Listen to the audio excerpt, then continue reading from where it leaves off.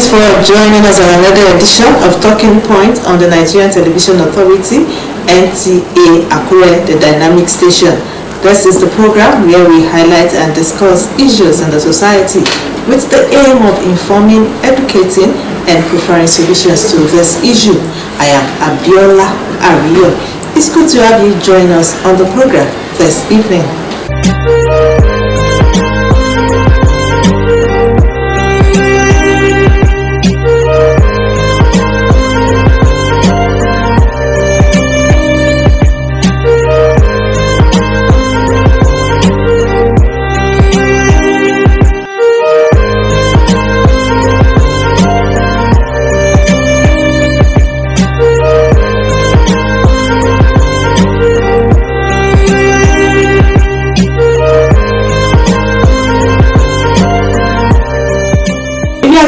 Joining us, this is Talking Point on the Nigerian Television Authority. Our topic of discussion this evening is the preparations and expectations of farmers as the rain gradually begins. And of course, I won't be doing the talking alone. I have a guest with me in the studio this evening. My guest is Abayomi Monilari. He is the President, Farmers Congress, Ondo State. He's also the Chairman, All Farmers Association of Nigeria. And my guest is the Chairman, Board of Trustees, Niger Delta Practicing Farmers Foundation. Mr. Monilari, it's good to have you join us this evening. Good evening. Yes, sir. Let's begin. A few days back, we experienced rainfall in Akure. Can we boldly say that we will see more of these rains in coming days? Well, yes, at all. Really, we saw that there was rain some days ago, but that is not enough to prove that within some days we'll be having rainfall. You know, when it comes in that form, sometimes it's just a preparation towards the rainy season. Having 2 or 3 rains doesn't mean you as a farmer you should go to the farm. It's just telling you you should get yourself prepared for we are approaching the rainy season. So when we say the rainy season, what exactly, when is the rainy season? Yeah, when I'm talking of rainy season in farming, we're talking about late March. Yes, late March upward. That is when we talk of the rainy season. Presently, you know, we are doing the dry season production farming because farms are not being fed by rain now, but we use irrigation system, either the drip system or rainbow system or any system, but it is not the usual rain that comes from above. But this is when we make provision. We will provide water supply to those crops so that they can grow and we can make more money. So between now and March, what should they be doing? Yes, between now and March, really some farmers are on the farm presently planting, and while some are preparing, to those who are able to acquire the irrigation systems, the irrigation materials, they should be making preparation for the new planting season, especially the peasant farmers. You know, they go about using hands.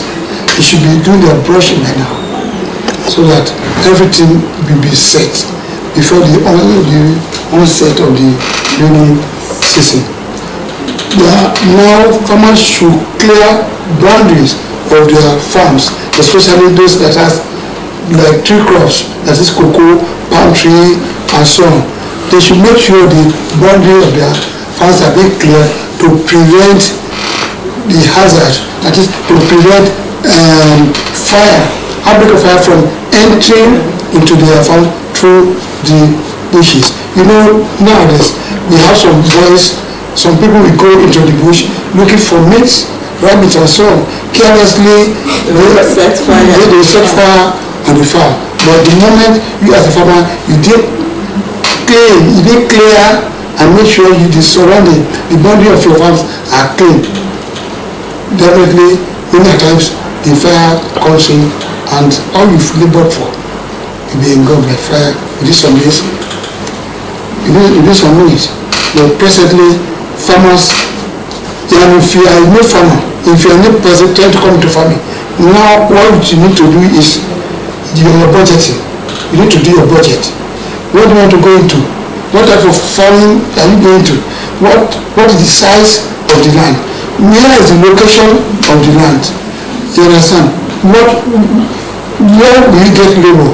And what is going to cost you to invest? All those things you should put in plan now. Where do you get your seed from? Where do you get your chemical? What type of chemical are you going to use? All those things, that is what the farmers should be doing now. Let's talk about this dry season farming. Yeah. Do we have something like wet season farming? Or yes, that's the one between March. Yes. So let's talk about this dry season farming. Are there crops, peculiar crops that are being planted this season?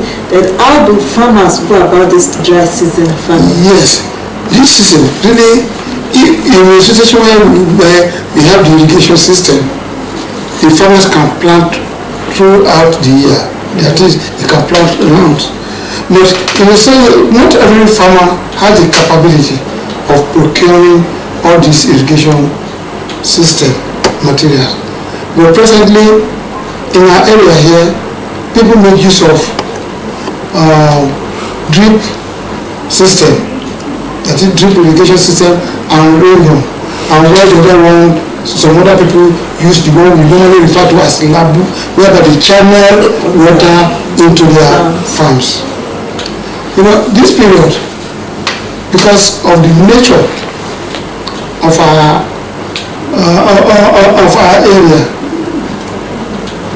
there are crops you can plant, and such plants include, we talk of the vegetables, tomato, pepper, watermelon, cucumber, and many others, vegetables in general. We can plant them now. But in a system whereby you have the rain gone and so on, your garden egg, your maize, and so many. Even you can also plant rice. This season? Yes, you can plant rice. It is even the best time to plant rice. Whereby you have the swampy area. In the swampy area, you plant your rice. So, God has so much given us the opportunity, especially in this part of the country, whereby we have enough streams, we have enough water to supply to our farm. Tell us more about this irrigation system. When we talk of the irrigation system, it is an artificial provision of water in the farm land, whereby from the existing water, maybe borehole or river or stream, you channel or you try to take some water either through the pipes. You connect pipes whereby the pumping machines will help in taking the water and you pump it to your farms. This is irrigation system where we call some the drip system. This is more or less a rope. Let me use that one to woman that has been calibrated to some distances, to some centimeters, whereby it will be dropping gradually at the base of your crop. Because it all depends. If it's the type to be used for maize differs from that to be used for tomato because of the distance. So by the time you do it, by the time you on your pumping machine, it will be taken. If the inlet we take in the water throughout the outlet will be dropping the water on the roots of those crops, thereby supplying the crops water to be able to sustain themselves. Let's talk about the use of this manure or fertilizer to crops. As a farmer, is it advisable to use fertilizers for crops? I would say yes. For some I would say no. We have to, when you use fertilizer, what is the ratio of the fertilizer to be used? That's what we considered. You understand? And especially in this part of the country, Ogo State precisely, God has made so much that our land is so good. We need little or no fertilizer. You understand? Because of the nutrient content of our soil. But sometimes you need all this to boost your production. You understand? To have so that whatever you're going to harvest will be massive.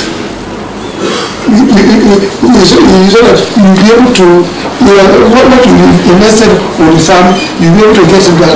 But there's nothing as good as organic, whereby everything is natural. And you can also do this. We have got, with all the waste around us, you as a farmer, you can make use of organic. Even with the leaves and so on, you can make use of organic. Though organic products are much more expensive in nature, because you are producing more, you're getting little, unlike when you use the inorganic fertilizer that will help you to boost everything in excess. But really, the two are okay, but one has an advantage over the other. That organic has an advantage over the inorganic. Let's talk about these pesticides that are being used, herbicides being used. Are they good to be used on farms? To some extent, yes. Because without, labor is so expensive and scarce now. Okay? So, and somebody having 40, 50 hectares of land, where will he get the labor without using those chemicals? But it also depends on the quantity to be used. Yes. We're not talking of insecticides. You can make provision, and you can provide as per insecticide. You can provide. That is like using neem leaf. You can use it. You understand? Even some people I do add bitter leaf. After soaking them in water for days, I will use them to spray. The insects, they want to feed on the juicy part of the flowers. But the moment it's a bitter, they will just move. That's it. So, if you are having a very big farm and the labor is not there, there's no way you will not go into it. You see all this herbicides, but the rate, the ratio, the way you matters. And that is why, as an organization, that's all one of the things we do teach our people, how to go about it, how to minimize cost with all those things. If really you really prepare your land preparation is well prepared before planting, you are not going to use much of this herbicide. And that is why we tell people, do your good agricultural practices before planting. Necessary preparation. Yes, before planting. Yes, is very, very important. Let me also go back to this rain that we experienced a few days back. Are we telling farmers now that they shouldn't rush into farming? If they should rush to the farm now, it is at their own risk. After this, we will not have room for another 3-4 weeks. Then what comes out from what they've planted? In as much as you will not have rain for another 2 weeks, there's no need for you. But I can do irrigation system. If you have irrigation system, you are free. You can do that. When you have your irrigation system, you can plant anytime. Yes, you can plant anytime. It just depends on the type of crops that is being planted. Yes, being planted. And the quantity of water required. Thank you very much. We will quickly go on a short break now, and when we come back, Talking Point continues on Nta Akure.